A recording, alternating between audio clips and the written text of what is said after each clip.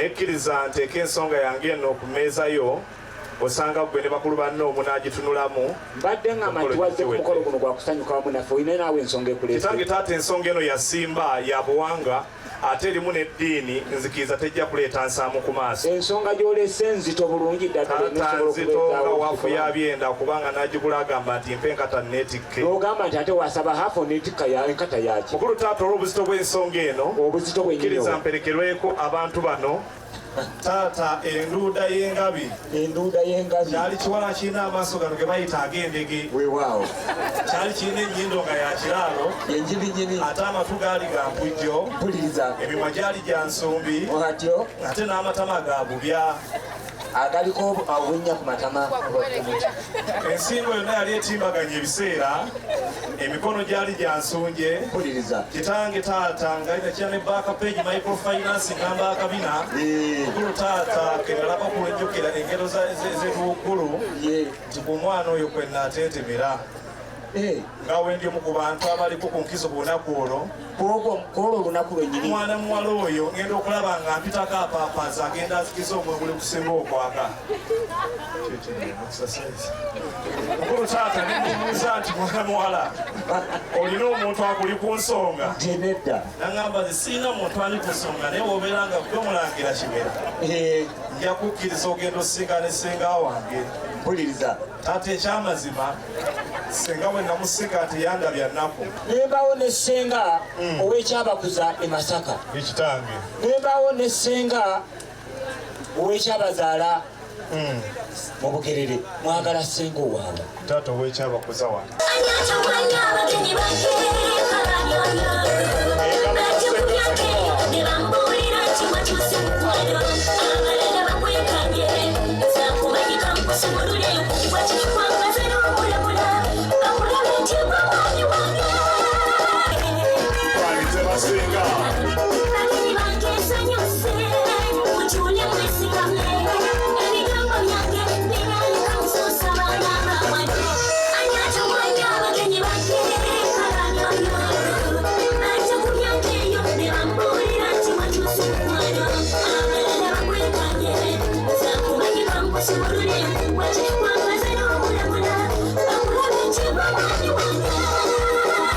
kakati amanye ensonga ku baana abo akabake twagala kuyita mu bwangu. abange buli muntu asabe essaala ye. buli muntu asabe musale oba taliiko nga mukalekaawo.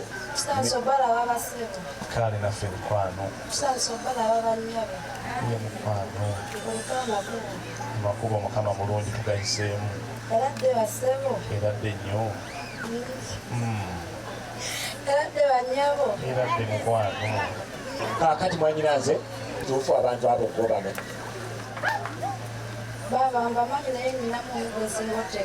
twongere engalo tunakyatulist oyo obwedda ayogera ennyo oyo gwosinga okutegeera. nange ndi bisaala teri wali omugagga oli mulawo ogoyagoya akawunga tokalya ye mukulu.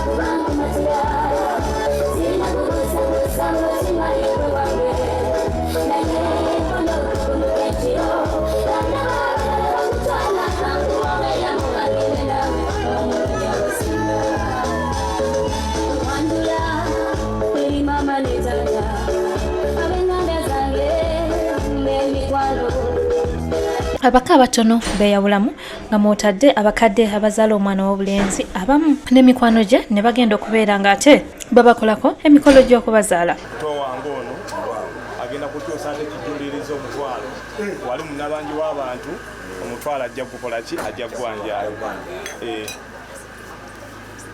wereza omutwalo yangu osembere wano wa taata omusige ne mukono omusabe n'ekirabo ky'abalongo school fees ng'onooziwulira teekaawo okakkane oyogere ebigambo byogala taata aleese omutwalo guno agembere omwana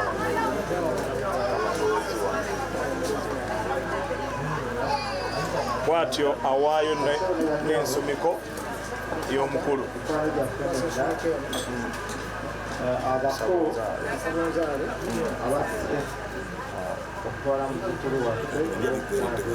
Bwatyo tusaba ne kano katuuke ewa maama so senga oba anatuukira ewa maama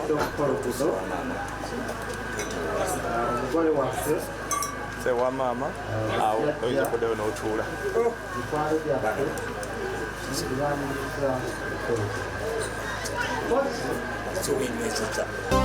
Usiende mbali na mimi we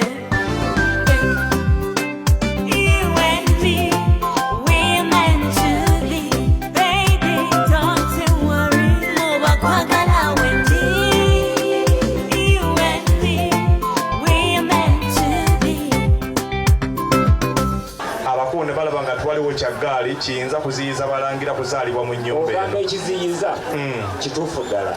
Era mu mbeera okkiriza nkutegeeze ne bannaffe abasigadde eno nti omulangira Kimera Onakwero azaaliddwa mu kasoli ako mwena mwandikubye engalo ez'amaanyi ennyo.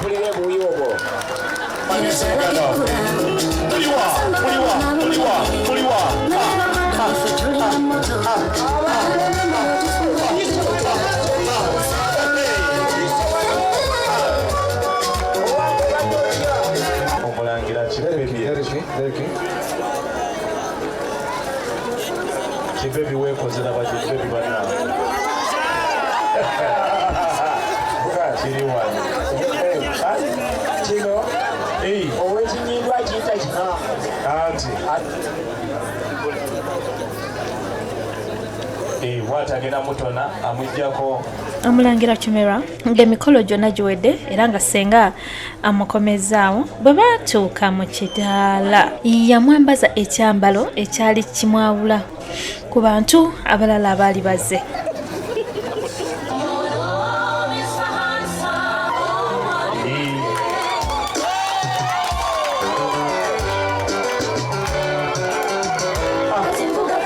abange tugatte wengalo ez'amaanyi mulangira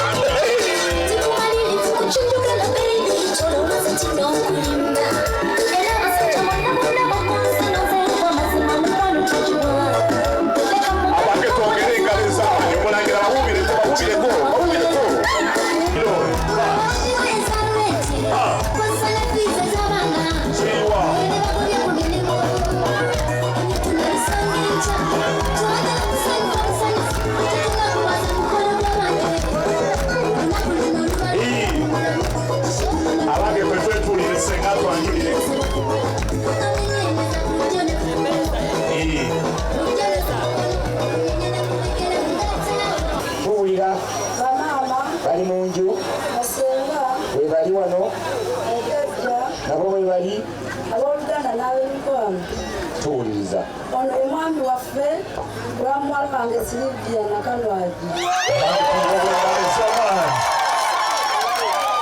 Omulangira senga tulamu abo bakulye mu dayagula. Ekyamviddeko kujja mu bazadde omukyala abadde mugumiikiriza ate ng'abeerawo buli kaseera tomusanga nti atambudde wano nti atambudde wali. Mumaze ebbanga ki nga muli babiri? Tumaze emyaka 13 nga tuli babiri n'omukyala oyo.